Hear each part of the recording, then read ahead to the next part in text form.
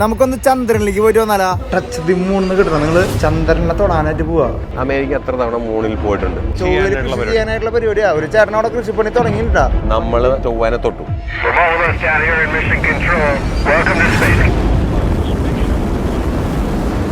Houston, we have a problem.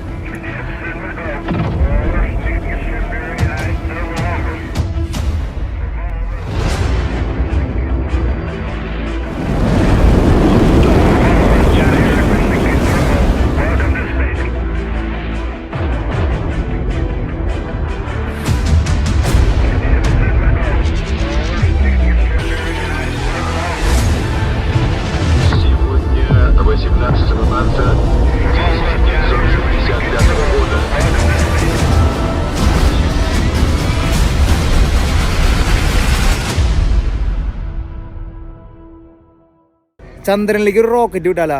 നമ്മളിപ്പോൾ അമേരിക്കയിലെ NASA കാണാൻ വേണ്ടി വന്നിരിക്കുക. ടീം ട്രാവലിസ്റ്റ എന്ന് നിങ്ങളുടെ മുമ്പിലേക്ക് എത്തിക്കാൻ പോണത്, അല്ലെങ്കിൽ നമ്മുടെ ഫാമിലിയിലേക്ക് എത്തിക്കാൻ പോണത് നാസ കാണിക്കാൻ പോവാ. നമ്മൾ ചെറുപ്പത്തിൽ റോക്കറ്റ് വിട്ട്, നാസയിൽ നിന്ന് റോക്കറ്റ് വിട്ട് ചന്ദ്രനിലിറക്കി അവിടെ നീലാംസ്ട്രോങ് കാല് കുത്തി എന്നൊക്കെ പറഞ്ഞിട്ടുള്ള സംഭവങ്ങളൊക്കെ നമ്മൾ കേൾക്കാറുണ്ട്. ഇതെന്തൊരു റിയാലിറ്റി, ഇതെന്തൊരു സംഭവം നമുക്കറിയണ്ടേ? അപ്പോൾ ജിമ്മേട്ടൻ നമ്മളെ ഇവിടെ ഹ്യൂസ്റ്റണിൽ നമ്മളിന്ന് രാവിലെ ഡാലസിൽ നിന്ന് രാവിലെ 4 മണിക്ക് തന്നെ പോകുന്നു. ഡാലസിൽ നിന്ന് യാത്ര തുടങ്ങി. ഡാലസ് ഡൗൺ സിറ്റി ക്രോസ് ചെയ്ത് രാവിലെ 6 മണിയാകുമ്പോൾ ബ്രേക്ക്ഫാസ്റ്റ് കഴിച്ച് ഭയങ്കര യാത്രയായിരുന്നു. ഒരു 4-5 മണിക്കൂർ യാത്രയായിരുന്നു ഹ്യൂസ്റ്റണിലേക്ക്. അപ്പോൾ ഹ്യൂസ്റ്റൺ ഡൗൺ ടൗണിലേക്ക് എത്തി.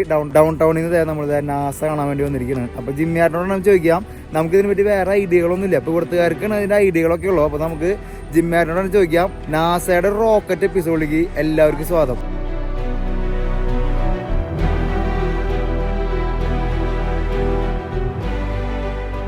നമ്മളിത് നാസയുടെ 2 ഫേമസ് സെന്ററുകളുണ്ട്. ഒന്ന് ഹ്യൂസ്റ്റണില് ജോൺസൺ സ്പേസ് സെന്റർ.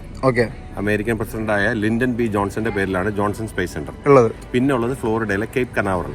നമ്മുടെ റോക്കറ്റ് വിക്ഷേപിക്കുന്ന സ്ഥലം കേപ്പ് കനാവറലാണ്. പക്ഷേ കണ്ടന്റ് മൊത്തം ഇവിടെയാണ് കണ്ടന്റ്. ഇവിടെയാണ് മിഷൻ കൺട്രോൾ ഒക്കെ ഇരിക്കുന്നത്. നിങ്ങൾ സിനിമ അപ്പോളോ 13 കണ്ടിട്ടുള്ളവർക്ക് അറിയാം. Houston, we have A problem. ഈ ഹ്യൂസ്റ്റണിലെ സെന്ററിലേക്കാണ് വിളിക്കുന്നത്. ഓക്കെ, അപ്പൊ ഇത് റോക്കറ്റ് ആണോ ഇതിനകത്ത്? അതൊരു സർപ്രൈസ് ഞാനിപ്പോ അത് പറഞ്ഞു കഴിഞ്ഞാൽ മൂടുവും. അപ്പൊ ഈ ബാക്കിലേക്ക് ഒന്ന് നോക്കി. ഫ്യൂച്ചർ മിഷനാണ് ആർട്ടിമിസ്. അടുത്ത ചന്ദ്രനിലേക്ക് വിടുവാണ് വീണ്ടും. എന്നാ പോണം? നമ്മുടെ ISR ഒക്കെ നമ്മൾ കത്തിക്കാൻ നിൽക്കല്ലേ? ISR നാസോ ഇവരെല്ലാം കൂടി ഒരുമിച്ചാണ് വർക്ക് ചെയ്യുന്നത്. ISR ഇല്ലാണ്ട് നാസ ചേട്ടാ വേറെ കാര്യം. നമ്മുടെ നാടില്ലാണ്ട് വേറൊരു സംഭവമില്ല. നാസയിൽ നമ്മുടെ നാട്ടുകാർ ജോലി ചെയ്യുന്നുണ്ടല്ലോ. നമ്മുടെ നാട്ടുകാർ ഉണ്ടല്ലേ? അപ്പോ നമ്മൾ അകത്തേക്ക് കയറാൻ ഞാൻ എക്സൈറ്റഡ് ആയിട്ട് നിൽക്കുവാണ്. ടിക്കറ്റ് എടുക്കണം. ഓക്കെ, ഞാനൊരു ക്വസ്റ്റ്യൻ ചോദിക്കട്ടെ. ഇത്രയും വർഷങ്ങളായിട്ട് ഡാലസിൽ നിൽക്കുന്നു. എത്ര തവണ നാസ സന്ദർശിച്ചിട്ടുണ്ട്? ഈ വർഷം 3ാമത്തെ തവണയാണ്. 3ാമത്തെ തവണ. ഓരോരുത്തർ വരുമ്പോ നാസ കണ്ടു പോകാൻ പറ്റില്ല. നമ്മൾ നാസ അവരെ കാണിച്ചു കൊടുക്കും. അപ്പൊ എന്തായാലും നമുക്ക് നാസയുടെ ഉള്ളിലത്തെ അഭ്യാസങ്ങൾ കാണാം. Full power. അതെ. അപ്പൊ നമ്മള് ഇന്ന് നാസയിലത്തെ എക്സ്പീരിയൻസ് മൊത്തം നിങ്ങളുടെ മുമ്പിലേക്ക് എത്തിക്കാൻ പോണ്. 10 നില 20 നില എന്നല്ല, ഒരു 2 നില 3 നില ഹൈറ്റിൽ ഒരു ബിൽഡിംഗ് നമ്മൾ ആദ്യം കാണുന്നത്. വന്ന വഴിക്ക് തന്നെ ഒരു ക്രിസ്മസ് ട്രീ. ക്രിസ്മസ് സമയം ആയില്ലേ, നമ്മുടെ ഡിസംബർ മാസം തുടങ്ങി. അപ്പോൾ എല്ലാവരും വന്ന് ഫോട്ടോ എടുത്ത് നാസയിലേക്ക് എത്തിയതിന്റെ എല്ലാ എക്സൈറ്റ്മെന്റും എല്ലാവരും മുഖത്തുണ്ട്. അപ്പോൾ നമ്മൾ ആദ്യം ടിക്കറ്റ് എടുക്കണം. അപ്പോൾ ഇവിടെ വരുമ്പോൾ നമ്മുടെ നാസയുടെ മുമ്പിൽ തന്നെ വണ്ടി പാർക്ക് ചെയ്യാനുള്ള സൗകര്യങ്ങളും സംഭവങ്ങളൊക്കെ ഉണ്ട്. നേരെ വന്ന് ബാക്ക് ടു ദി മൂൺ. അപ്പോൾ നമ്മൾ നേരെ ഇനി നാസയിലത്തെ ടിക്കറ്റ് എടുക്കാനായിട്ട് പോകട്ടോ.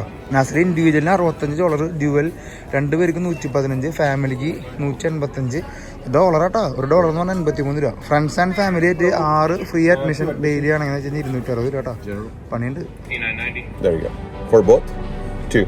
ഒരാൾക്ക് $35 അവിടുത്തെ എൻട്രി ഫീസ് വരുന്നത്. 2 പേർക്ക് $70. ഏകദേശം നമ്മുടെ നാട്ടിലത്തെ ഒരു 6000 രൂപ വരെ അടുത്ത് വരണം കേട്ടോ. നമുക്ക് ഒരാൾക്കാണെങ്കിൽ 3000 രൂപ. അപ്പോൾ നമ്മൾ ടിക്കറ്റൊക്കെ എടുത്ത് നാസത്തെ ടിക്കറ്റ് വീട്ടിൽ വന്നിട്ട് ഇങ്ങനെ ചില്ലിട്ട് വെക്കണം എന്ന് പറയില്ല, അങ്ങനത്തെ കേസ് കേട്ടോ. അപ്പോൾ നമ്മൾ എൻട്രി കേട്ടോ. ഇവിടെ സെക്യൂരിറ്റി ചെക്ക് ഉണ്ട്. അങ്ങനെ നമ്മൾ അകത്തേക്ക് കയറാം കേട്ടോ. ആ ഒരു സ്പേസ് ലോകത്തേക്ക് നിങ്ങൾക്ക് എല്ലാവർക്കും സ്വാഗതം. ചിന്തിക്കാൻ പറ്റുമോ? ഹായ്,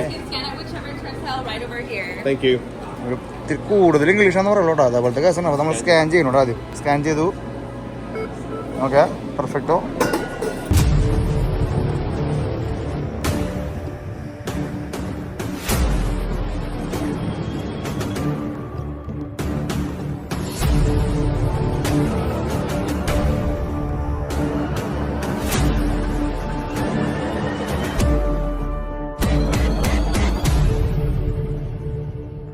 അപ്പോൾ നമ്മൾ ടിക്കറ്റൊക്കെ കാണിച്ചത് നമ്മുടെ സ്പേസ് സ്റ്റേഷനിലേക്ക് നമ്മൾ കടന്നിരിക്കുകയാണ് സുഹൃത്തുക്കളെ. Space centre Houston. രണ്ടെണ്ണം നമ്മൾ നേരത്തെ പറഞ്ഞ പോലെ ഒന്ന് ഫ്ലോറിഡയിലുണ്ട്, മെയിൻ വിക്ഷേപണ ഫ്ലോറിഡയിലാണ്. പക്ഷേ കണ്ടന്റ് മൊത്തം നിങ്ങളുടെ മുമ്പിലേക്ക് എത്തിക്കാൻ പറ്റിയ കണ്ടന്റ് മൊത്തം ഇരിക്കുന്നത് ഇവിടെയാണ്. അപ്പോൾ അതുകൊണ്ടാണ് നമ്മൾ ഇവിടെ ഡീറ്റെയിൽ കാണിക്കാന്ന് വിചാരിച്ചു. പൈലറ്റ് ഉള്ളത് കൊണ്ടാണ് നമുക്ക് ഇത്തിരി വേണ്ടി ധൈര്യം ഏത് ഹ്യൂസ്റ്റണിലേക്ക് കയറണമെങ്കിൽ. അയ്യോ സാന്റപ്പ, എന്നെ നോക്കേ വേണ്ട, നമ്മളൊക്കെ നിസ്സാര മനുഷ്യരാണ്. ഇത് അങ്ങോട്ട് നോക്കിയേ.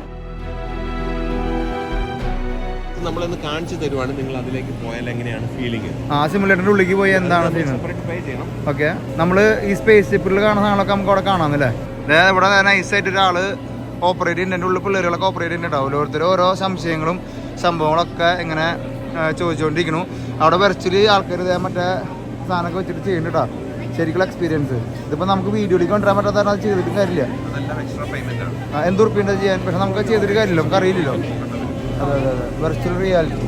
അപ്പോൾ സ്പേസിനുള്ള ഒരു ഇതായി ഓടിച്ചുകൊണ്ടിരിക്കും. നമ്മുടെ വീഗലൻഡിൽ ആൾക്കാരെ പോണ പോലെ കേട്ടാ എൻ്റർടൈൻമെൻറ്റ് സെക്ഷൻ.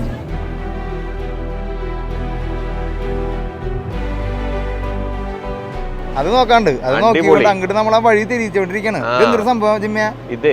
ഇതൊരു ലാൻഡറാണ്, മൂൺ ലാൻഡർ. ഓർമ്മയുണ്ടോ നമ്മുടെ ചന്ദ്രയാൻ പോയിട്ട് ആ 4 കാല് നടുക്കുള്ളത് ആ ത്രസ്റ്റ് കൺട്രോൾ ചെയ്യുന്നത്. അതിൽ നിന്നാണ് ആ പവർ മൊത്തം താഴേക്ക് പോകുന്നത്, ത്രസ്റ്റ് താഴേക്ക് പോകുന്നത്, ലാൻഡിംഗ് കൺട്രോൾ ചെയ്യുന്നത്. ഹ്യൂസ്റ്റൺ മിഷൻ സെന്റർ അവിടുത്തെ സെയിം സിസ്റ്റം കൺട്രോൾ സിസ്റ്റം തന്നെയല്ലേ? അതിന്റെ ഇത് സാമ്പിൾ ഉണ്ടാക്കി വെച്ചിരുന്നു. 4 കാലിട്ടാ നമ്മൾ ടിവിയിൽ കണ്ടിട്ടുള്ള 4 കാല് നമ്മളോട് ഇത് ഡെമോ ആണ്. പക്ഷെ അവർ ഇത് എക്സോസ്റ്റ് അല്ലേ, നമ്മളൊക്കെ പറഞ്ഞത് എക്സോസ്റ്റ് അല്ലേ? എക്സോസ്റ്റ് വെച്ചിട്ടാണ് ആ ലാൻഡിംഗ് കൺട്രോൾ ചെയ്യുന്നത്, അല്ലെങ്കിൽ ത്രസ്റ്റ് എന്ന് പറയും. അതിന്റെ മെറ്റീരിയൽ ഉണ്ടോ, മെറ്റീരിയൽ അതെന്താന്ന് പറഞ്ഞു കഴിഞ്ഞാല് ചൂടിനെ പ്രതിരോധിക്കാനാണ്. പരിമിതമായ അറിവാണ്. ആൾക്കാർ ആരെങ്കിലും ഇതിനകത്ത് എക്സ്പെർട്സ് ഉണ്ടെങ്കിൽ ദയവായി കമന്റ് ചെയ്യുക. അത് നമ്മൾ ഗിൽറ്റ് പേപ്പർ ക്രിസ്മസിന് ഒട്ടിക്കുന്ന പോലെയാണ്. അത് തന്നെ, ചൂടിനെ പ്രതിരോധിക്കാനാണ് എന്റെ അറിവ്. കാരണം ഇത് ട്രാവൽ ചെയ്യുമ്പോൾ ഇതിന് ഒത്തിരി ഫ്രിക്ഷൻ വരുന്നുണ്ടല്ലോ, അതാണെന്നാണ് എന്റെ വിശ്വാസം. അതിലൊരു എക്സോസ്റ്റ്, വലിയൊരു എക്സോസ്റ്റ് പോയിക്കണോ? അതെ, ഇത് അടുത്തെത്തുമ്പോ ഭയങ്കര ഭീമമായ സംഭവം. ഒരു കാലിന്റെ വലുപ്പം കണ്ടോ? കാലത്തെ വിക്രം ലാൻഡർ ഇറക്കാൻ വേണ്ടിട്ട് അവര് ബുദ്ധിമുട്ട് അതന്നെ വിജയകരമായി ഇറക്കാൻ പറ്റും. അത് നേരത്തെ ചെയ്തു എന്നേ ഉള്ളൂ, പക്ഷെ നമ്മളവിടെ ഉണ്ട്. അതെ, നമ്മുടെ ആൾക്കാരൊക്കെ ഇവിടെ വർക്ക് ചെയ്യുന്നുണ്ട്. പിന്നെ നമ്മുടെ ബുദ്ധി, ഇന്ത്യൻ ബുദ്ധിയിലാണ്ടെന്ന് നമ്മൾ ഇഷ്ടം പോലെ ആൾക്കാർ ഇതിനകത്ത് വർക്ക് ചെയ്യുന്നുണ്ട്. അതെ, അതിനുള്ള ഒരാള് ഇരിക്കുന്നുണ്ട്. ആൾക്കാര് അതൊരു സാമ്പിൾ ആണ്. ആ പുറകിൽ ഉണ്ടാക്കി വെച്ചേക്കുന്ന ചന്ദ്രനെ കണ്ടോ? അതൊരു തിയേറ്റർ ആണ്. അതിന്റെ ഉള്ളിൽ തിയേറ്റർ ആണ്. അവിടെ എപ്പോഴും 2-3 ഷോ സ്പേസിനെ കുറിച്ചുണ്ടാവും.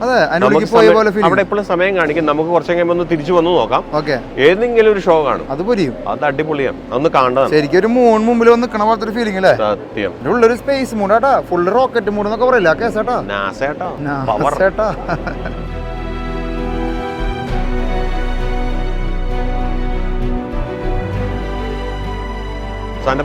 നമ്മൾ ഈ കാണുന്നത് ഇന്റർനാഷണൽ സ്പേസ് സ്റ്റേഷന്റെ മാതൃകയാണ്. ഈ മുകളിൽ കാണുന്ന തൂക്കിയിട്ടേക്കുന്നതൊക്കെ അതാണ്. അതവരടിക്കുന്നു, അത് നമ്മൾ പോയിന്റ് ചെയ്യുന്നതാണ്. അവരിടയ്ക്കിടയ്ക്ക് ലൈറ്റുകൾ ഭൂമിക്ക് മുകളിൽ നിൽക്കുന്ന ഒരു സാധനമാണ്. പല രാജ്യങ്ങളുടെ ഒരു കൺസോർഷ്യമാണ് അത് മെയിൻറ്റെയിൻ ചെയ്യുന്നത്. റഷ്യ, അമേരിക്ക, ചൈന എല്ലാം ഉണ്ട്.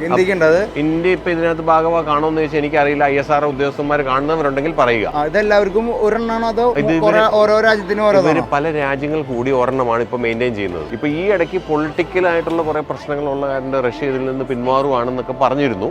അപ്പൊ ഇതിനകത്ത് ഈ പ്രത്യേകത കണ്ടോ? ഈ ഓരോ കുഴല് പോലെ നിൽക്കുന്ന ഈ താഴേക്ക് നിൽക്കുന്ന സാധനങ്ങളിൽ വന്നിട്ടാണ് മറ്റുള്ള പേടകങ്ങൾ ഡോക്ക് ചെയ്യുന്നത്. ഡോക്ക് എന്ന് പറഞ്ഞാൽ അത് വന്ന് പുറത്തുനിന്ന് ഭൂമിയിൽ നിന്നുള്ള സാധനങ്ങളുമായിട്ട് അല്ലെങ്കിൽ ആൾക്കാരായിട്ട് അവിടെ വരണ്ടേ.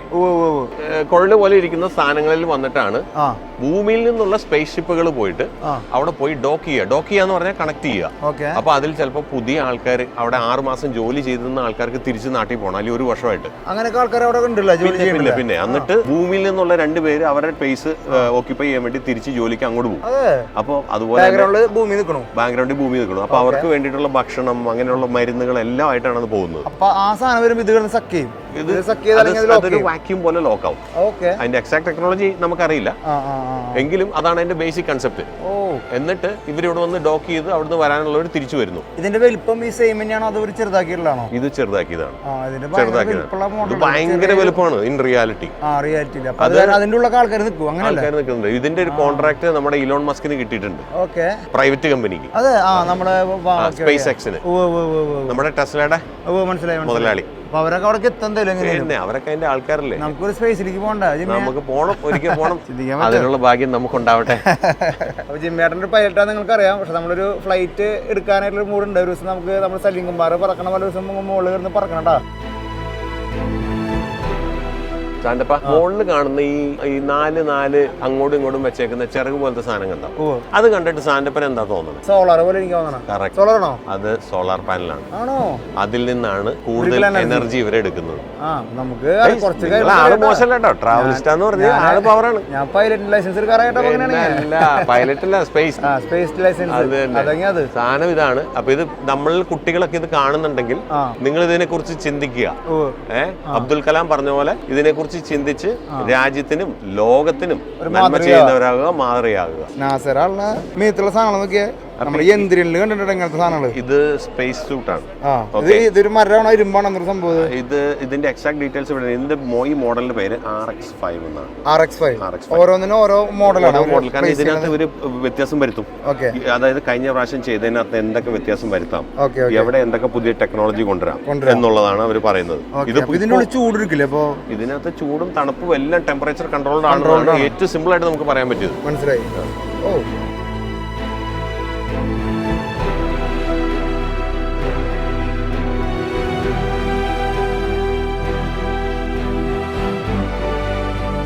ഇത് ഓരോ സ്പേസ് മിഷന് വേണ്ടി പോയേക്കുന്ന ആൾക്കാരുടെ ഷൂട്ടുകളാണ്. അതായത് വാലി, ഫുൾ നെയിം എനിക്കല്ല, ഷീറ എന്നാണ് പുള്ളിയുടെ പേര്. 15ാമത്തെ വയസ്സിൽ വിമാനം സ്വന്തമായി പറപ്പിച്ച് അവിടുന്ന് പിന്നെ ഇവർ എയർഫോഴ്സ് അല്ലെങ്കിൽ നേവി അങ്ങനെ പോയിട്ട് ഇതിൽ നിന്ന് തെരഞ്ഞെടുക്കപ്പെടുന്നവരാണ്.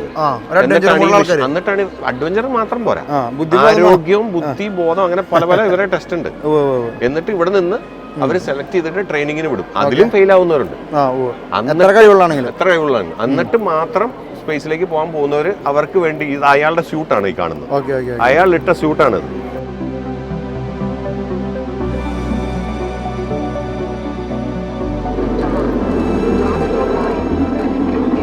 അപ്പോളോ 12 ചാൾസ് കോൺറാഡ് എന്ന് പറഞ്ഞ ഈ പൈലറ്റ് ആണ് അപ്പോളോ 12 മിഷൻ ലീഡ് ചെയ്തത്. അയാളുടെ സെയിം എക്സാക്ട് ഡ്രസ്സാണ് ഈ ഇട്ടേക്കുന്നത്.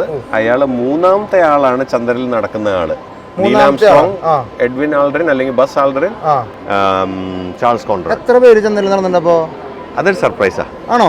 അതൊരു സംശയം തന്നെയാണല്ലോ അല്ലേ? അതൊരു സംശയം തന്നെ. പലർക്കും സംശയം. സ്റ്റാൻഡപ്പിന്റെ അറിവില്ലേ, അമേരിക്ക എത്ര തവണ മൂണിൽ പോയിട്ടുണ്ട്? എന്റെ അറിവിൽ എനിക്കൊരു 1 തവണ 2 തവണ. നമുക്ക് എല്ലാവർക്കും അങ്ങനെയല്ല. നീൽ ആംസ്ട്രോങ് ഇറങ്ങുന്നത് മാത്രമല്ല നമുക്കറിയുള്ളൂ. അപ്പൊ അതൊന്ന് നമുക്കൊന്ന് പോയി നോക്കുന്നു, ഒന്നുകൂടി പരിശോധിക്കാം. എന്തായാലും ഇതിന്റെ ഇല്ലത്താണല്ലോ നമ്മൾ വന്നേക്കണം. അപ്പനെ തേടിയിട്ടുള്ള യാത്രയാണ്. അപ്പൊ നമ്മള് നമ്മുടെ ആളുടെ ഡ്രസ്, അയാളുടെ നെയിം ടാഗ് അവിടെ എഴുതിയിട്ടുണ്ട്, സി ചാൾസ് കോൺറാഡ്.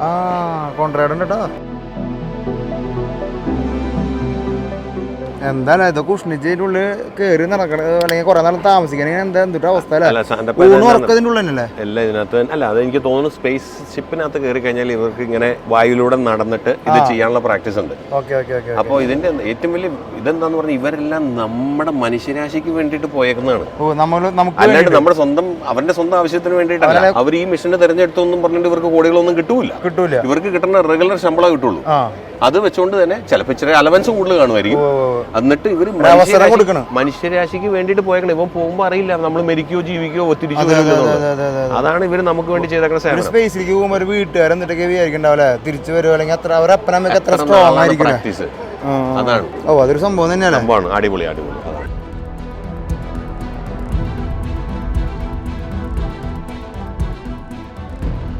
ഭയങ്കര സംഭവട്ടാ, നമുക്ക് ചിന്തിക്കാൻ പോലും പറ്റില്ല.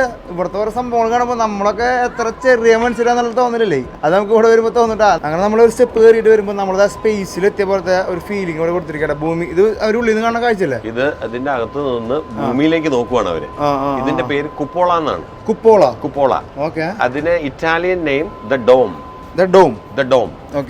ഡോമിൽ നിന്ന് ഭൂമിയിലേക്ക് നോക്കുകയാണ് ഇവര്. മൂവി ഒരു മൂവി ഫാസ്റ്റ് നോക്കി, സ്പീഡ് നോക്കി. ഭയങ്കര സ്പീഡിലെ പോണല്ലേ. അവരതിന് ഓൾറെഡി ട്രെയിനിങ് കഴിഞ്ഞിട്ടാണ് അവര് പോകുന്നത്. അപ്പൊ അവർക്ക് അത് പ്രശ്നമില്ല. ഓക്കെ, അവർ ഇങ്ങനെയാണല്ലോ, ഇതിനാണല്ലോ ഇത്രയും കാശുകൾ മുടക്കി ആൾക്കാർ പോകുന്നത്, ട്രെയിനിങ് കൊടുക്കുന്നത്. പിന്നെ എങ്ങനെയാണ് അതേ പറഞ്ഞേ. ഇതിപ്പോ അവരുടെ കാര്യം ആലോചിച്ച് നോക്കി. ബാക്കിലൊരു മൂന്നാട്ടോ ചന്ദ്രനിലൊക്കെ പോയി നമുക്കൊരു ശരിക്കും നമ്മള് ചന്ദ്രന്റെ അടുത്താന്ന് തോന്നില്ലേ? തൊട്ടടുത്താന്ന് തോന്നില്ലേ? അടിപൊളി. ആ ഒരു ലൈറ്റിങ്ങും അതിന്റെ മേക്കിങ്ങും ഒക്കെ ഭയങ്കരമായിട്ട്. എന്തായാലും ജിമ്മിയേട്ടൻ നമ്മുടെ കൂടെ ഉള്ളത് ഒരു നാസയിലേക്ക് വരുമ്പോൾ മിനിമം നമ്മുടെ കൂടെ ഒരു പൈലറ്റ് വേണമെന്ന് പറയില്ലേ, അതൊരു ഫീലിംഗ് ആണ് നമുക്ക് കേട്ടോ. കൂടെ വരുമ്പോൾ അവരുടെ ഉള്ളിലത്തെ ട്രെഡ്മില്ലിലൊക്കെ ഓർമ്മ നോക്കിയാൽ ഇത് അവരുടെ ട്രെയിനിങ് കം എക്സസൈസ് ഏരിയ ആണ്. ഓക്കെ, അത് ഭയങ്കര സംഭവമല്ലോ അല്ലേ. അതിൻ്റെ ഉള്ളിൽ ആ സ്പേസ് സെൻ്ററിൻ്റെ ഉള്ള ഒരു വ്യായാമം ചെയ്യാനാണ് നിങ്ങൾ. എന്തുട്ടാൽ അവരുടെ മേക്കിങ്, അവരുടെ ഡെഡിക്കേഷൻ ഒക്കെ നോക്കിയ ചേച്ചി പോണൊക്കെ അതിൻ്റെ ഉള്ളിൽ നിന്ന് വീഗലാൻഡിൽ വെള്ളത്തിൽ നിന്ന് മറ്റേ അടിയിലേക്ക് ഇറങ്ങി പോലും അതേപോലെ തോന്നട്ടാ. സാന്റപ്പാ, ഇതൊരു സിമുലേഷൻ ലാബാണ്. ഓക്കെ, അതായത് ഇപ്പൊ അങ്ങോട്ട് നോക്കി കഴിഞ്ഞാൽ നമുക്ക് മനസ്സിലാവും അതിനകത്തൊരു സൈക്ലിംഗ് മെഷീൻ ഇരിപ്പുണ്ട്. അതെ, ഈ സൈക്ലിംഗ് മെഷീൻ എന്തിനു ഉപയോഗിക്കുന്നു പറഞ്ഞു കഴിഞ്ഞാൽ സ്പേസിൽ പോയി കഴിയുമ്പോൾ അവിടുത്തെ എക്സാക്ട് കണ്ടീഷൻസ് ഭൂമിയിൽ ഈ ലാബിനകത്ത് ഉണ്ടാക്കി അത് മനുഷ്യന് അതിൽ പ്രാക്ടീസ് ചെയ്തിട്ട് അവരുടെ ബോഡീനെ അതിന് അല്ലെങ്കിൽ സ്യൂട്ടാക്കി എടുക്കുവാണ്. ബോഡി സ്യൂട്ട് എന്ന് പറഞ്ഞാൽ അനുയോജ്യമാക്കി എടുക്കുവാണ്. വാമപ്പ് ചെയ്ത് അതുപോലെ വായു കുറയും, അതിനെല്ലാം നമ്മുടെ ശരീരത്തെ പ്രാപ്തമാക്കി എടുക്കണം. എന്നാൽ മാത്രമാണ് ഇത് അവിടെ ചെന്നിട്ട് അവിടെ നിൽക്കാൻ പറ്റുള്ളൂ. കോടികൾ മുടക്കിയിട്ടുള്ള മിഷനാണ്, മനുഷ്യരാശിക്ക് വേണ്ടിയിട്ട് ഉള്ള മിഷനാണ്. അല്ലാണ്ട് എനിക്കോ നിങ്ങൾക്കോ അല്ലെങ്കിൽ ഒരാൾക്ക് വേണ്ടിയിട്ടല്ല. അതാണ്. അപ്പൊ അത്രയ്ക്കും നമ്മള് ഡെഡിക്കേറ്റഡ് ആയിട്ട് നിൽക്കണം. സമ്മതിക്കണ.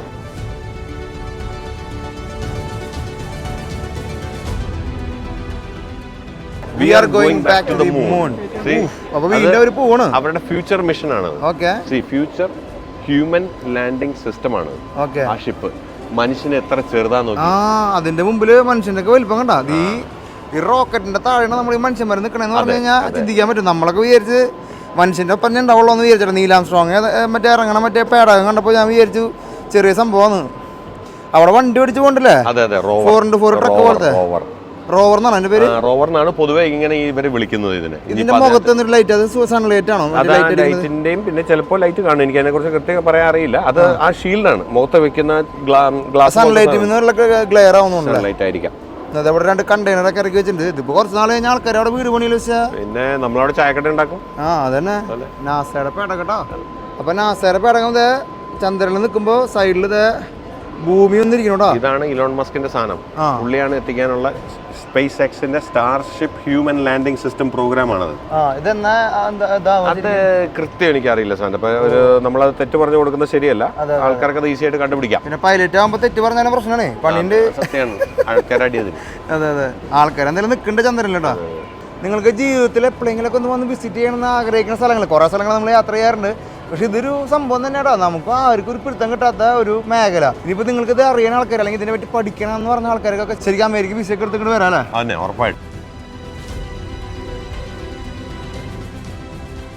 ഈ പുറകിൽ കാണുന്നത് ഈ റോക്കറ്റുകളിൽ ഉപയോഗിക്കുന്ന ഒരു എഞ്ചിനാണ്. അങ്ങനെ 4 എഞ്ചിനുകളാണ് പൊതുവെ ഉപയോഗിക്കുന്നത്. ഈ എഞ്ചിന്റെ പ്രത്യേകത എന്ന് പറഞ്ഞാൽ 2 ടൈപ്പ് ഫ്യൂവലാണ് ഉപയോഗിക്കുന്നത്. ഈ എഞ്ചിനിൽ ഉപയോഗിക്കുന്നത് liquid oxygen, liquid hydrogen. Liquid oxygen എന്തിനാ ഉപയോഗിക്കണമെന്ന് പറഞ്ഞു കഴിഞ്ഞാൽ ലിക്വിഡ് ഓക്സിജൻ ഉപയോഗിക്കുന്ന ഹൈഡ്രജനെ കൂടുതൽ കത്തിക്കാനായിട്ടാണ്. ഇത് രണ്ടും കൂടി കത്തിയിട്ട് വരുന്ന നീരാവി ശബ്ദത്തിന്റെ 13 മടങ്ങ് വേഗതയിലാണ് എക്സോസ്റ്റ് ആയിട്ട് തള്ളി വരുന്നത്. എഞ്ചിന്റെ സഹനശക്തി എത്ര വരെ ചൂട് അല്ലെങ്കിൽ തണുപ്പ് താങ്ങാന്ന് അറിയോ? -200 മുകളിൽ താഴെ ഉള്ള തണുപ്പും 3000-ലധികം സെന്റിഗ്രേഡ് ചൂടും. എക്സ്ട്രീമാണ്. അതുവരെ ഇത് താങ്ങും. അപ്പൊ ഒന്ന് ആലോചിച്ച്. അപ്പൊ ഇത് ഈ ഹീറ്റും അല്ലെങ്കിൽ ഇത് താങ്ങണതിന്റെ ഉള്ളിലത്തെ ആൾക്കാരെ ഇത് എഫക്ട് ചെയ്യില്ല. ഇല്ല. അപ്പൊ അതിന്റെ ഇൻസുലേഷൻ സംഭവങ്ങളൊക്കെ സാധനമുണ്ട്. ഇത് ജസ്റ്റ് റോക്കറ്റിന്റെ പുറത്തായിരിക്കും. ഒരു മിഷൻ എത്ര നാൾ സമയം എടുക്കും ഇന്ന് പോയി വരണമെങ്കിൽ? ഒരു ഏകദേശം എന്റെ അറിവ് വെച്ചിട്ട് 6 മാസം 1 വർഷം അങ്ങനെയൊക്കെ ഡിപ്പെൻസ് എവിടെയാ പോകുന്നത് എന്നുള്ള അനുസരിച്ച്. ചന്ദ്രനിലേക്ക് പോകണമെങ്കിൽ ദൂരം കൂടും. ചന്ദ്രനിലേക്ക് എനിക്ക് അതിന്റെ കൃത്യം ദൂരം അറിയില്ല. ഇപ്പൊ നമ്മൾ ചൊവ്വ ദൗത്യമാണ് അടുത്തത് നമ്മൾ നോക്കാൻ പോകുന്നത്. ചൊവ്വ ദൗത്യം അവർ പറഞ്ഞ 2 വർഷം എടുക്കുന്നതാണ് ചെയ്യാനായിട്ട്. അതൊക്കെ പോയി കഴിഞ്ഞ് വരുമ്പോഴുള്ള ഒരു മാനസികാവസ്ഥ എനിക്ക് തോന്നുന്നു ചൊവ്വയിൽ എത്താൻ തന്നെ 6 മാസം എടുക്കും. ഈ ആൾക്കാർ റോക്കറ്റിലൊക്കെ ഇരിക്കുമ്പോൾ ഭയങ്കര സ്ട്രെസ് ആവില്ലേ ശരിക്കും? അതിനാണല്ലോ പ്രാക്ടീസ് കൊടുക്കുന്നത്. അവർ ഓൾറെഡി ഫൈറ്റർ പൈലറ്റ്സ് ആണ്. അവർ ഓൾറെഡി ബോഡിയിൽ ഈ വിത്ത് ജി ഫോഴ്സ് എന്ന് പറയും. അതായത് നമ്മുടെ ഗുരുത്വാകർഷണത്തിന്റെ 5, 6, 7 മടങ്ങ് അവർക്ക് താങ്ങാൻ പറ്റും. ഇവർക്ക് അതിൽ കൂടുതൽ ട്രെയിനിങ് ഉണ്ട്. കാരണം ഇത് പൊങ്ങുമ്പോൾ ഉള്ള ഒരു ശക്തി ഉണ്ടല്ലോ, അത് ബോഡിയിൽ അല്ലെങ്കിൽ നമ്മുടെ ബ്ലഡ് വെസൽസ് എല്ലാം കൂടി തകർന്നു പോകും. അതിനെ കൺട്രോൾ ചെയ്യാൻ ഇവർക്ക് അറിയാം, പഠിപ്പിച്ചിട്ടുണ്ട്. അതാണ് ഇതിന്റെ പ്രത്യേകത.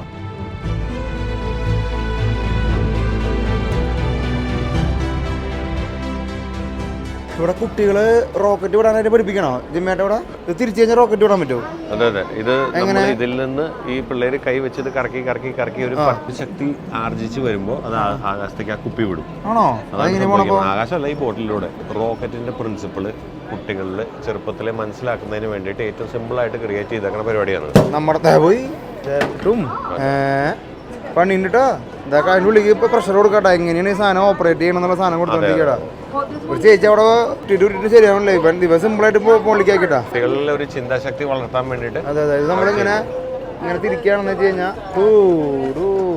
ഇങ്ങനെ മുകളിലേക്ക് പൂട്ടാ. നമ്മുടെ നാട്ടിലെ പിള്ളേർക്ക് ഈ സമയത്തൊക്കെ എന്തൊക്കെ കൊടുക്കുക? ഇവിടെ മറ്റേ റോക്കറ്റിന്റെ എഞ്ചിനെ പഠിക്കാൻ.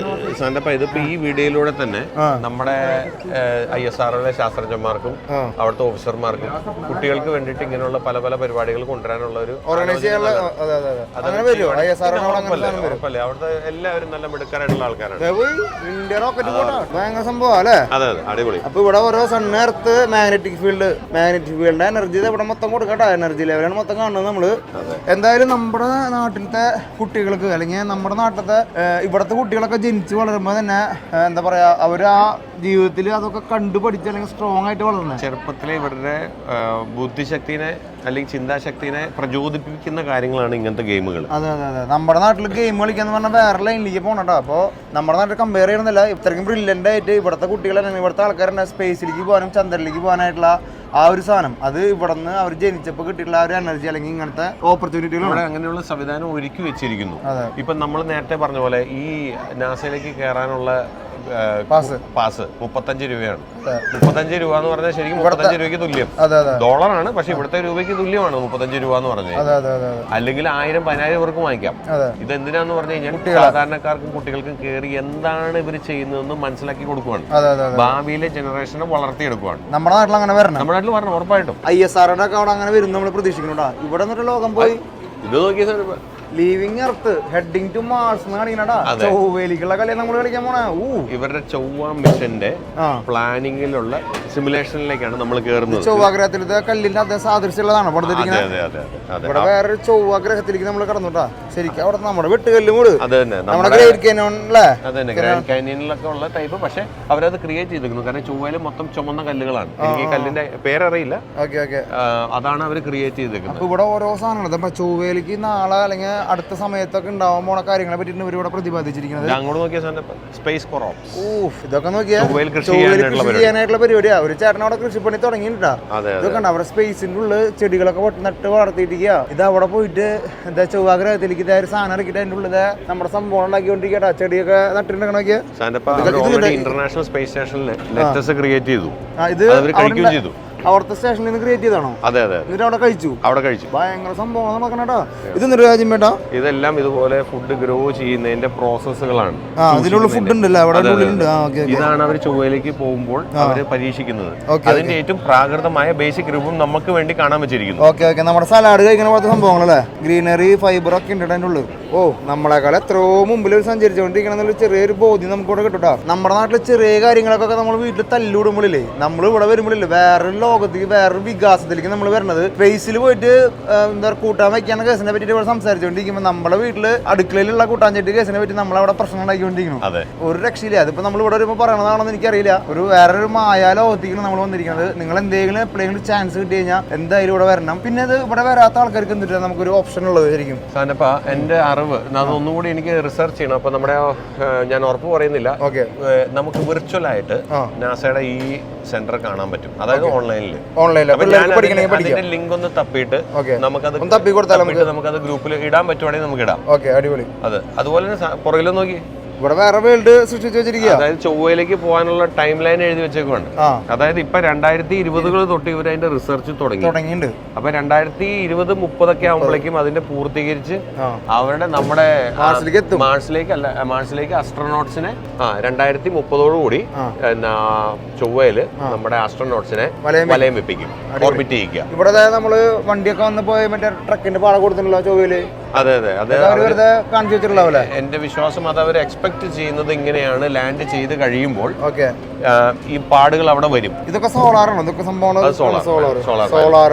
ഇനി ചൊവ്വയിലും സോളാറുണ്ട്. വീടൊക്കെ പണിത് ഇനി ചൊവ്വയിൽ താമസിക്കാം. എനർജി ആണല്ലോ വേണ്ടത്. അതെ അതെ അതെ. അവിടെ നിന്ന് എന്തും ക്രിയേറ്റ് ചെയ്യാം. 150 കൊല്ലം കഴിഞ്ഞ് നമ്മുടെ ആൾക്കാർക്ക് അവിടെ പോയിട്ട് വീട് വയ്ക്കാൻ പറ്റുന്നുള്ളൂ. ഉറപ്പാണ്. അതിനാണല്ലോ ഇലോൺ മസ്ക് പ്ലാൻ ചെയ്തേക്കുന്നത്. മറ്റേ ചൊവ്വയിലേക്കുള്ള പ്രോഗ്രാമിന് പുള്ളി ഭയങ്കരമായിട്ട് സപ്പോർട്ട് ചെയ്യുന്നത്. ഈ ഇലോൺ മസ്ക് പോലത്തെ ആൾക്കാർക്ക് എൻ്റെ അഭിപ്രായത്തിൽ എങ്ങനെയെങ്കിലും വല്ല കണ്ടുപിടുത്തം പിടിച്ചിട്ട് 200 കൊല്ലം 300 കൊല്ലമൊക്കെ ജീവിക്കാനായിട്ടുള്ള എന്താ പറയാ ആ ശക്തി കൊടുത്തു കഴിഞ്ഞാലേ ആളൊക്കെ വേറെ റേഞ്ചിലേക്ക് പോകും. 90 വയസ്സ് കഴിഞ്ഞ ആൾക്കാർ മരിച്ചു പോലെ. അതൊരു വലിയ പ്രശ്നം തന്നെയാണ്. ആളൊക്കെ ദീർഘായുസായിരിക്കട്ടെ. അതെ, നമ്മുടെ വേണമെങ്കിൽ ഒരു 60 വയസ്സ് കഴിഞ്ഞ ആൾക്ക് കൊടുക്കാം. ഇവർക്ക് ജീവിക്കാൻ വേണ്ടിട്ട് അല്ലെങ്കിൽ ഇവർക്ക് കാശുണ്ടാക്കാൻ വേണ്ടിയിട്ടൊന്നല്ല. ഇവര് വേറെ ലോകം സൃഷ്ടിച്ചുകൊണ്ടിരിക്കുക. അത് ശരിക്കും കാണണമെങ്കിൽ ഇവിടെ വന്ന് നമ്മളിത് ഇങ്ങനെ അത്ഭുതത്തോടെ നോക്കി കാണുമ്പോൾ മാത്രമാണ് നമുക്കത് മനസ്സിലാവാൻ പറ്റുള്ളൂ. നമ്മളുടെ ഉള്ളിലത്തെ ചെറിയ ചെറിയ കാര്യങ്ങളും ചെറിയ ചെറിയ വിഷമങ്ങളൊക്കെ ഇല്ലേ, അങ്ങോട്ടും ഇങ്ങോട്ടും നോക്കുമ്പോൾ അത് അങ്ങോട്ട് മാറി കിട്ടൂടാ. മാർഷലിക്കലത് അവരുടെ ആഗ്രഹങ്ങളും സ്വപ്നങ്ങളൊക്കെ അവിടെ എഴുതി വെച്ചിട്ടുണ്ട്. നമ്മുടെ ട്രാവലിസ്റ്റ പ്രേക്ഷകർക്കായിട്ട് ഒരു സർപ്രൈസ്. അതായത് ഇതൊന്നും നോക്കി, ഞാനൊരു കല്ലെ തൊട്ടു. ട്രാവലിസ്റ്റ പ്രേക്ഷകർക്കായിട്ട് സാന്റപ്പനും തൊടണം. തൊട്. സാന്റപ്പ അത് ചൊവ്വയിൽ നിന്നുള്ള കല്ലാണ്. ചൊവ്വയിൽ നിന്ന് കൊണ്ടുവന്ന കല്ല്. കൊണ്ടുവന്നതല്ല, അതായത് ചൊവ്വയിൽ വന്ന് മറ്റുള്ള ഉൽക്കകൾ ഇടിക്കുമ്പോൾ അവിടുത്തെ പാറകൾ പൊട്ടിത്തെറിച്ചിട്ട് അതും ശൂന്യാകാശത്തേക്ക് പോകും.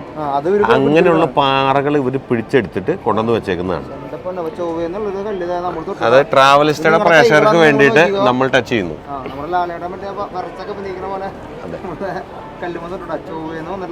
സാന്റപ്പ നമ്മള് ചൊവ്വനെ തൊട്ടു. വെയിറ്റിംഗ്.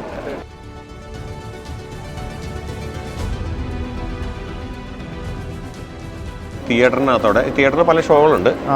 നമ്മള് ജനങ്ങൾക്കായിട്ട് നമ്മുടെ പ്രേക്ഷകർക്കായിട്ട് വേറൊരു സർപ്രൈസ് കൊടുക്കാൻ പോവാം. സാന്റപ്പ ഇതിലേ പൊക്കോ.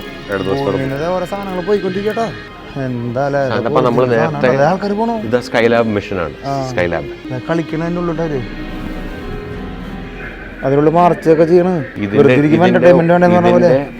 സിമുലേറ്റർ നമ്മളവിടെ കാണും. അതെ അതെ.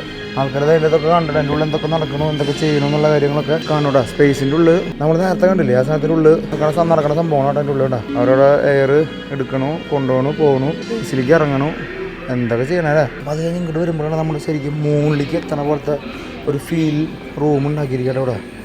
നമ്മൾ ഏകദേശം മുകളിലേക്ക് എത്താറായിട്ടോ. രാത്രി ഇത് കാണുന്നത് ഭൂമിയാണ്, യുണൈറ്റഡ് സ്റ്റേറ്റ്സിൻ്റെ. നോക്കിയേ, ഈ കാണുന്ന ലൈറ്റ് മൊത്തം നക്ഷത്രങ്ങളാണ്. നമ്മൾ സൂര്യൻ്റെ പോലെ നക്ഷത്രങ്ങളാണ്. ഇതിന് ചുറ്റും ലക്ഷക്കണക്കിന് അല്ലെങ്കിൽ കോടാനുകോടി ഭൂമികളുണ്ടെന്നൊരു സത്യം നമ്മൾ പിന്നീട് തിരിച്ചറിയണല്ലേ. ഇത് എക്സ്പ്ലോറർ 1 എന്ന് പറഞ്ഞ റോക്കറ്റാണ്. അത് ഭൂമിയിൽ നിന്ന് നിക്ഷേപിച്ചത്, ഭൂമിയിൽ നിന്ന് വിക്ഷേപിക്കുന്നതായിട്ടാണ് കാണിക്കുന്നത്. അതിൽ നിന്ന് ഒത്തിരി കാലം കഴിഞ്ഞിട്ട് നമ്മൾ മെർക്കുറിയിലെത്തി. ഇത് മെർക്കുറി സ്പേസ് ക്രാഫ്റ്റ് ആണ്. അതിനുള്ള ഇയാളൊക്കെ എങ്ങനെ മാനസികമായിട്ട് അതിൻ്റെ ഉള്ളിൽ ഇത്രയും ദിവസം ഇത്രയും കാലൊക്കെ അടച്ചിരിക്കാന്നൊക്കെ പറയുമ്പോൾ ആലോചിക്കും. ഒരാളുടെ ജീവൻ പണയം വെച്ച് കോടാനുകോടി രൂപ ചെലവാക്കിയിട്ട് സ്പേസിൽ മിഷൻസ് നടക്കാം. ഈ നക്ഷത്രങ്ങളൊക്കെ ശരിക്കും നമ്മൾ കാണുന്ന അല്ലെങ്കിൽ നമ്മളൊക്കെ കാണുന്ന അതേ റേഞ്ചിലാണ് ഒരു പ്ലേസ് ചെയ്തിരിക്കുന്നത്. ഈ നക്ഷത്രങ്ങളിലെ ഇതൊക്കെ ഒരു സൂര്യനാണ്, അല്ലാതെ ഒരു സൂര്യനാണ്. ഈ സൂര്യന് ചുറ്റും ഒരുപാട് ഗ്രഹങ്ങൾ വലയം വയ്ക്കുന്നുണ്ട്. അതിൽ ഭൂമിയുടെ പോലത്തെ കോടാനുകോടി ഭൂമികളും അവിടുത്തെ ആൾക്കാരും ജീവിച്ചിരിപ്പെടുന്നു പറഞ്ഞു കഴിഞ്ഞാൽ നമുക്ക് ചിന്തിക്കാൻ പറ്റും. സാന്റപ്പ ഇത് 60 വർഷം മുമ്പ് ഇത് പറന്നുപോയി. ഇപ്പോഴുള്ള എവിടെയുണ്ടോ? അതിന്റെ അതാണ് ഇരിക്കുന്നത്. ഞാൻ പറഞ്ഞ 60 വർഷം മുമ്പ് വിട്ട സാധനം ആണ്. ഇത് ഒറിജിനലാണ് ഇരിക്കുന്നത്.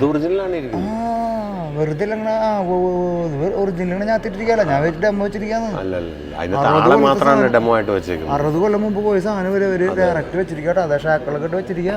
നക്ഷത്രങ്ങൾ മിന്നണൊക്കെ എവിടെയെങ്കിലും ആൾക്കാരൊക്കെ അങ്ങനെ ജീവിച്ചിരിക്കുന്ന അവിടെ ഉള്ളത്. ഏതാ വേൾഡില്ലേ? അവിടുന്ന് നേരെ ഇങ്ങോട്ട് വന്നേ നോക്കി. ഇതാണ് ജെമിനി പേടകം. അതെ, ജെമിനി പേടകത്തിന്റെ ഉള്ളിൽ ആൾക്കാരൊക്കെ ഇരിക്കുന്നുണ്ടോ. ആ പേടകത്തിൽ നിന്ന് മനുഷ്യർ ഇറങ്ങി സ്പേസ് വാക്ക് ചെയ്തു. സ്പേസിൽ മറ്റേ നമ്മൾ നേരത്തെ പറഞ്ഞ ട്യൂബ്, ആ ട്യൂബിന്റെ ഉള്ളിൽ ആൾക്കാർ നമ്മുടെ സ്പേസിൽ ഇങ്ങനെ പറന്ന് നടക്കാട്ടോ. അയാളൊക്കെ ഒരു ഭാഗ്യം നോക്കി. ഭാഗ്യോ അതല്ല, നമ്മളെ സംബന്ധിച്ച് ഭാഗ്യം. അയാള് നമുക്ക് വേണ്ടി എടുത്ത റിസ്ക്. അതെ, ഞാൻ തമാശ രൂപത്തിൽ പറഞ്ഞത് മാത്രമല്ല, നമുക്കൊക്കെ ഒരു ദിവസമൊക്കെ രാത്രി പോയിട്ട് രാവിലെ വരെ സെറ്റപ്പ് ആണെങ്കിൽ പോയിട്ട് വരണം നല്ലതാ. ഇത് വർഷങ്ങളാണ്. ഈ റോക്കറ്റ് പോകുന്ന വഴി നോക്കിക്കേ. അത് അങ്ങനെയാണ് നമ്മൾ അറ്റത്തായിരിക്കണ ഭൂമിയാണ്. അത് ചന്ദ്രനാ? അല്ലല്ല, ഭൂമി. എന്തൊരു ഡൗട്ടുള്ള പോലെ ജിമ്മേ. ഭൂമി. ഭൂമിനെയാ? ഓക്കെ. ഭൂമിയല്ലേ നമ്മൾ മാറ്റി പറയും. മുകളിൽ നക്ഷത്രങ്ങൾ കേട്ടാ. ഇതൊക്കെ ഇവിടെ സാധനം ഒരു പേടക ഇരിക്കണല്ലോ. ഇതെന്തൊരു സംഭവം? ഇത് ഒറിജിനലാണോ? ഇതാണ് അപ്പോളോ. അപ്പോളോ പേടകം നമ്മൾ കേട്ടിട്ടുണ്ട്, പഠിക്കുമ്പോ ഒരു വായിച്ചു കേട്ട പോലെ 1972. അതായത് ഈ സാധനം അവസാനത്തെ ആണെന്നാണ് എൻ്റെ വിശ്വാസം. അമേരിക്കയുടെ അവസാനത്തെ ചന്ദ്ര പരിവേഷണം അപ്പോളോ 17 തീർന്നു എന്നാണ് എൻ്റെ വിശ്വാസം. എത്ര തവണ അമേരിക്ക ചന്ദ്രനിലേക്ക് ആളെ ഞാനിതിന് ഉത്തരം പറഞ്ഞു കഴിഞ്ഞു. ഞാൻ ഉത്തരം ഓൾറെഡി പറഞ്ഞു കഴിഞ്ഞു. അന്നേരം ഒന്നുകൂടി പറഞ്ഞു. ഒരു 17 മിഷൻസ് നടത്തിയിട്ടുണ്ട്. 17 സക്സസ്ഫുൾ ആയിട്ടില്ല, ചിലത് പരാജയപ്പെട്ടു. എത്ര പേര് ഇറങ്ങിണ്ടാവും? എത്ര തവണ ഇറങ്ങിണ്ടാവും ഏകദേശം? കൃത്യം അറിയില്ല, എങ്കിലും എൻ്റെ ഒരു കണക്ക് ഒരു തവണ എല്ലാം ഇറങ്ങിയാണ്. ഇഷ്ടം പോലെ ഇറങ്ങിയിട്ടുണ്ട്. ഇഷ്ടം പോലെ. നമ്മുടെയൊക്കെ മനസ്സിൽ ഒരു തവണയാണ് ചന്ദ്രനിലേക്ക് എത്തിയെന്നുള്ളൊരു സാധനം ആദ്യമായിട്ടുള്ളതിനെ കുറിച്ച് മാത്രമേ അറിയുള്ളൂ. അതെ, ആദ്യമായിട്ട് ഇറങ്ങിയ ആള്, ആദ്യമായിട്ട് പോയ ആളെന്നുള്ളൂ. പക്ഷെ അത് കഴിഞ്ഞിട്ട് കുറെ ജമ്പോട്ടന്മാർ ഇറങ്ങിയിട്ടുണ്ട്. 10 പേരെങ്കിലും മിനിമം പോയിട്ടുണ്ട്, ഇറങ്ങിണ്ടാവും മിനിമം. ഭയങ്കര സംഭവം. ശരിക്കുമുള്ള പേടകമാണ്. അവിടെ പോയിട്ട് തിരിച്ച് നമ്മൾ ഭൂമിയിലേക്ക് വരുമ്പോൾ ഈ പേടകമാണ് വന്ന് കടലിൽ ലാൻഡ് ചെയ്തിട്ട് ഇവരെ അവിടെ നിന്ന് എടുത്തുകൊണ്ട് വരുവാണ്. എങ്ങനെ ഇവര് വേറെ വന്ന് മറ്റേ അവിടെ നിന്ന് വിട്ടിട്ട് ഇതിങ്ങനെ കറങ്ങി കറങ്ങി ഭൂമിനെ വലയം വെച്ച് ഇവർ ഉദ്ദേശിച്ച സ്ഥലത്ത് വന്ന് വീഴും. വീഴുമ്പോൾ പാരഷൂട്ട് വഴിയാണ് വന്ന് വീഴുന്നത്, അല്ലെങ്കിൽ ഒറ്റയടിക്ക് വന്ന് വീഴാൻ പറ്റില്ല. അങ്ങനെ വീണ് കഴിയുമ്പോഴേക്കും കപ്പലുകളിൽ വന്നിട്ട് ഇവരെ എടുത്തുകൊണ്ട് മെഡിക്കൽ ഫെസിലിറ്റി കൊണ്ടുപോകും. ഇവർക്ക് അസുഖങ്ങളുണ്ടോ ഇല്ലയോ, എന്തെങ്കിലും പ്രശ്നങ്ങളുണ്ടോ ഇല്ലയോ, ഇവരുടെ ബോഡി എല്ലാം ഭൂമിയായിട്ട് യൂസ്ഡ് ആക്കണ്ടേ. മനസ്സിലായി. ബാക്ക് ടു നോർമൽ ആക്കണം. 2-3 ദിവസം, എനിക്ക് കൃത്യ ദിവസങ്ങൾ അറിയില്ല. അതിനുശേഷമാണ് ഇവർ ആക്ച്വലി പുറം ലോകത്തേക്ക് വരുന്നത്. ആദ്യം വേറെ സ്ഥലത്തേക്ക് പോയിട്ട് ഈ സ്പേസിൽ നിന്ന് വരുന്ന ആൾക്കാരെ ഇങ്ങനെയാണ് നോർമൽ ആക്കണല്ലേ. ആദ്യം ഇറക്കി കഴിഞ്ഞാൽ നേരെ വീട്ടിൽ പോവില്ല. നമ്മളൊക്കെ വിചാരിച്ച വീട്ടിൽ നമ്മുടെ സിനിമയിലുള്ള അവസാനം നായകരെ കൂടെ അവരെ ഒന്ന് മിലിറ്ററി ഫെസിലിറ്റിയിലേക്ക് കൊണ്ടുപോയി എല്ലാം ചെക്കപ്പ് ചെയ്ത് ബാക്ക് ടു നോർമൽ കൊണ്ടുപോയി. ഇവിടെ നോക്കി ഓരോ സൂചി പോലെ നമ്മൾ പഠിക്കണം എന്ന് പറയില്ല. ഇതിനൊക്കെ ടെക്നിക്കും ടെക്നോളജിയും ഇത് ഉണ്ടാക്കിയ ആൾക്കാരൊക്കെ അവസ്ഥ നിങ്ങളൊന്ന് ആലോചിച്ച് നോക്കിയൊക്കെ. അതും 70 അല്ലെങ്കിൽ 60 കൊല്ലം മുമ്പൊക്കെ ഉണ്ടാക്കിയ ആ ഒരു പേടകം ചന്ദ്രനിലേക്ക് പോയപ്പോൾ നമ്മുടെ നാട്ടിലൊക്കെ നമ്മളൊക്കെ എന്തൊക്കെ ചെയ്യണ്ടാവില്ല ആ സമയത്തൊക്കെ. ഇതിന്റെ അടിയിൽ ഈ പരന്ന സ്ഥലത്തുള്ള ഈ കറുത്ത പാടുകൾ കണ്ടു. ഇത് അന്തരീക്ഷത്തിലേക്ക് കയറുമ്പോൾ തീപിടുത്തം ഉണ്ടാവും. ഫ്രിക്ഷൻ. തീപിടുത്തം എന്ന് പറഞ്ഞാൽ തീ വരും, അപ്പൊ ആ ചൂട് വരും. ആ ചൂടിനെ അത്രയും സഹിച്ചിട്ടാണ് താഴെ അവസാനം കടലിൽ വന്ന് പാരഷൂട്ട് വഴി ലാൻഡ് ചെയ്യുന്നത്. അതെ. പിന്നെ ഇതിന്റെ ഈ രണ്ട് തുളകൾ കണ്ടോ, ഈ തുളകൾ വഴി എയറിനെ നമുക്ക് പുറത്തേക്ക് തള്ളും, ത്രസ്റ്റ്. അപ്പൊ അത് വെച്ചിട്ടാണ് ഇതിനെ അങ്ങോട്ടും ഇങ്ങോട്ടും നീക്കാവുന്നത്. നമ്മളൊക്കെ ശിശു. ഇവിടെ ചന്ദ്രനിലേക്ക് ഇറങ്ങിയ ടീം ഇറങ്ങിയിട്ട് അപ്പൊ അതൊക്കെ ഇത് ഫ്രെയിം കേട്ടാ. ഇതൊരു ചന്ദ്ര ഫ്രെയിമിലേക്ക് കറക്റ്റ് വന്നു അല്ലേ. അവരുടെ കഴുത്തിൽ വെച്ചേക്കണ ക്യാമറയുടെ വലുപ്പം നോക്കി അന്നത്തെ കാലത്തെ ക്യാമറ വലിപ്പം നമ്മൾ കാണുന്നത്. അവര് ഡ്രിൽ ചെയ്ത് സാമ്പിൾ എടുക്കുവാണ്. മണ്ണും എല്ലാം ഡ്രിൽ ചെയ്തിട്ട് എടുക്കും. എന്നിട്ട് അത് കൊണ്ടുവരും. അപ്പൊ നമുക്ക് തൊടാൻ പറ്റൂ. അവിടെ പോയിട്ടാലും ഇവർക്ക് പണിയുണ്ടല്ലേ? പണിയുണ്ട്. നമുക്ക് ഇവിടെ തൊടാൻ പറ്റൂ. എന്തെങ്കിലും ബാലൻസ് നോക്കാം. ചന്ദ്രനിൽ നിന്ന് കൊണ്ടുവന്ന് എന്തെങ്കിലും തുറക്കാൻ പറ്റും? നമുക്ക് നോക്കാം. എന്തായാലും സസ്പെൻസ് നടക്കണ പോലെ നോക്കാം. ഈ വണ്ടി അവിടെ നിന്ന് ഇത് ഒറിജിനലാണ്? അവിടെ വണ്ടി അവിടെ ഓടിക്കുന്ന വണ്ടിയായിരുന്നു. അവിടത്തെ ചന്ദ്രനിൽ ഓടിച്ച വണ്ടി ഒറിജിനൽ വണ്ടിയാട്ടോ. ഡിഷ് ഉണ്ടോ? ആ ഡിഷ് വെച്ചിട്ടാണ് ഭൂമിയിലേക്ക് മെസ്സേജ് അയക്കുന്നത്. ഭൂമിയിലെ അവിടെ അപ്പുറത്തൊരു ഭൂമി വെച്ചിട്ടുണ്ടോ?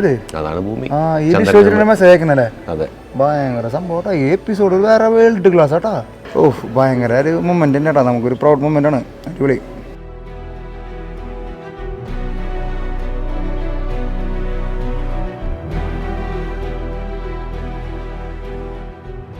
ഇതേപോലെ കൊടയായിട്ട് ഇങ്ങനെ വന്ന് ലാൻഡ് ചെയ്യാൻ അതെല്ലാം പാരഷൂട്ടാണ്. 3 വിരിയില്ല. 3 ശക്തി അനുസരിച്ച് കൂട്ടിയും കുറയ്ക്കും വെക്കും. കടലിൽ വന്ന് വീഴും. എന്നിട്ട് കടലിൽ വന്ന് എന്നിട്ട് കപ്പല് വന്നിട്ട് അവിടുന്ന് വന്ന് റിക്കവർ ചെയ്ത് മറ്റേ ഇതുള്ള കാരണം അടിയിലേക്ക് മുങ്ങി പോലെ. ഓൾറെഡി ക്ലോസ്ഡ് അല്ലേ? ഈ ചേട്ടനൊക്കെ പോയി വന്നിട്ടുള്ള ഈ ഡാവ് എന്ന് പറയുന്നത് നിങ്ങൾ വേറെ വിചാരിക്കരുത്. ചേട്ടൻടാ പൂർണ്ണ റെസ്പെക്ടോടുകൂടി നമ്മൾ പറയണത് അല്ലേ? വിശ്വാസം അത് ഉറപ്പ് പറയുന്നില്ല. നീൽ ആംസ്ട്രോങ് ആണെന്ന് തോന്നുന്നു ഈ ഡാവ് അല്ലേ? അല്ലെങ്കിൽ ബസ് ആൾഡ്രിൻ. കോൺഫിഡൻസ് ആയിട്ട് നീൽ ആംസ്ട്രോങ്ങിന്റെ ഒരു സാധനം കിട്ടാൻ ആൾക്ക് അല്ലേ? മുഖത്തുള്ള എനർജി നോക്കിയാൽ കുറച്ചേരം നോക്കി കിട്ടാളാ. കഥ പറയാണ് ആള്.